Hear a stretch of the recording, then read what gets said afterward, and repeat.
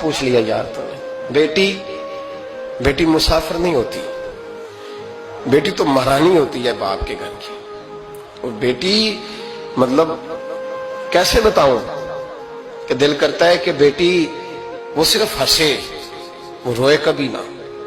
یہ دعا ہوتی ہے. تو نے اتنا بڑا سوال کیوں کیا؟ بہرحال علماء کو کچھ چیزوں کے جواب دینے پڑتے ہیں. میں نے کہا میں رات کو بتاؤں گا. رات کو پھر فون آیا کہ آپ کو بڑی جلدی جواب دینے کے عادی ہیں تو دیر کیوں کر دی؟ تو میں نے کہا یار جواب تو میرے پاس تھا لیکن ہمت نہیں تھی ابھی. تو میں نے کہا کہ اگر تو بیٹی آئی ہے والد کے گھر میں اور ابا جی کا پروگرام ہے اسے جائیداد میں سے حصہ دینے کا تو پھر تو بیٹی نماز پوری پڑے گی. لیکن اگر ابا جی نے علیحدہ کر کے انگوٹھا لگوانا ہے تو پھر بیٹی مسافر ہے. اگر ابا جی نے اس کو علیحدہ کر کے انگوٹھا لگوانا ہے نا کہ دے دے بھائیوں کو، خیر ہے تیری شادی پہ خرچہ کر دیا ہے.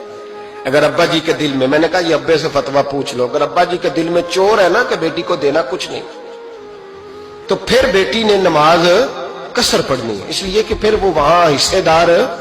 اس کی دلیل حضرت عثمان غنی رضی اللہ تعالیٰ عنہ حج کے لیے تشریف لے گئے تو لوگوں نے حضرت عثمان غنی سے کہا کہ نبی پاک بھی قصر نماز پڑھتے تھے، حضرت عمر بھی حج کے موقع پر قصر پڑھتے، حضرت ابوبکر بھی، آپ کیوں پوری پڑھتے؟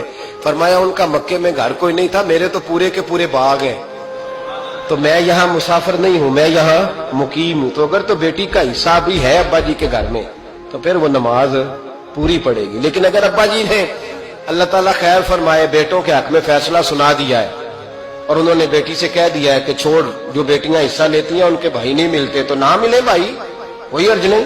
ضروری ہے ظالم بھائیوں سے رابطہ رکھنا جو کھا جائے بہنوں کا حصہ.